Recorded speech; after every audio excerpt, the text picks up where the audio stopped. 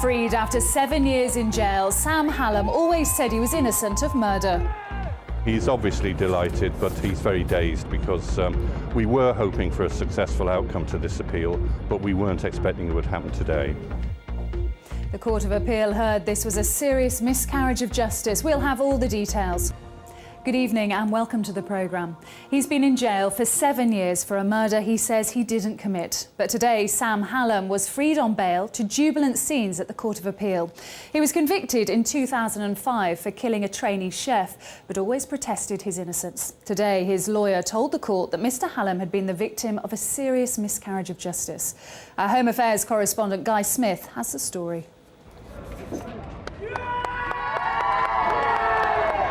His first steps to freedom. Sam Hallam has been behind bars for 7 years.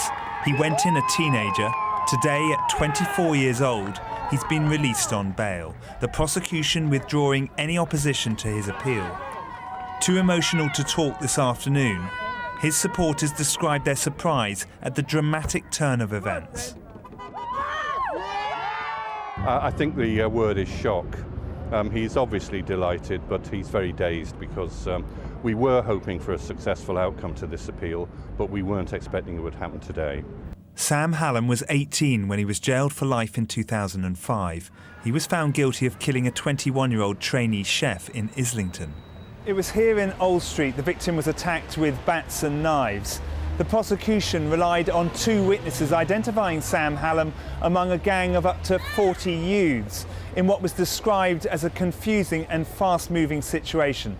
But there was no CCTV evidence or indeed forensic evidence to suggest he was here at the scene. His supporters say he should never have been brought to court, claiming the Met Police failed to properly investigate his alibi and the evidence was unreliable. The prosecution case had significant inconsistencies and there were concerns about the way the judge summed up the trial. There is actually a legal duty on the police to pursue what's termed reasonable lines of inquiry. They didn't do it in this case. They didn't do their job. And not only did an innocent man go to prison, the actual perpetrators of this dreadful murder largely escaped justice. There's been a vigorous campaign to free him. Even last night, a vigil to raise awareness about what they say is a serious miscarriage of justice. This morning, his mother repeated her claim her son was innocent. There was 2 people's hearsay, and that is it. And they don't mention my son in their first statement. I just know that he was not there.